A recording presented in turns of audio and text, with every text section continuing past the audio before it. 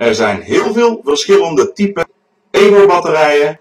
650 mAh, 900 mAh, 1100 mAh, grote, kleine, maar de aansluiting en het gebruik is van al onze batterijen hetzelfde. Met ledje, zonder ledje.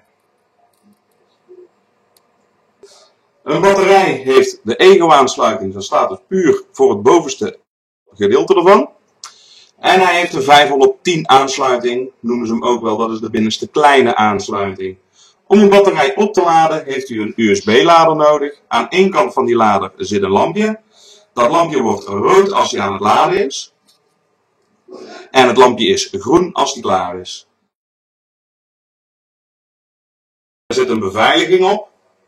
5 keer klikken, dan zet u de batterij aan of weer uit. 1, 2, 3, 4, 5. Het lampje knippert 3 keer. En dan staat de batterij aan. 1, 2, 3, 4, 5. Knippert hij weer 3 keer. En dan staat de batterij uit. Een fout die veel gemaakt wordt, is dat er een bovenkant, een kleromizer of een atomizer, zoals we dat noemen, te strak op wordt gedraaid. Ik laat u even zien hoe dat wij dat doen. De kleromizer wordt op de batterij geschroefd, dat gaat heel soepel. Hier voel ik is het punt, dan gaat hij zwaarder draaien. Kwartslagje erbij, vast is vast. Er zit nu nog een randje tussen, er zit zelfs nog wat speling op. Dit is juist goed. Als u de batterij continu maximaal vastdraait, is de batterij ook sneller versleten. Dus het verlengt de leven van de batterij om het niet te doen.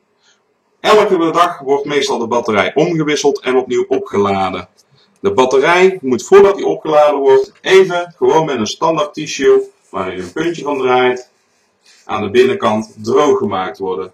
Het contact wat hier aan de binnenkant zit, is belangrijk dat die voor die opgeladen wordt eventjes goed droog gemaakt wordt. Nou is dit een nieuwe batterij die nog niet gebruikt is. Dus dat is niet vies. Maar dat die binnenkant schoongemaakt wordt, zodat u geen kortsluitingen of problemen kunt krijgen tijdens het laden.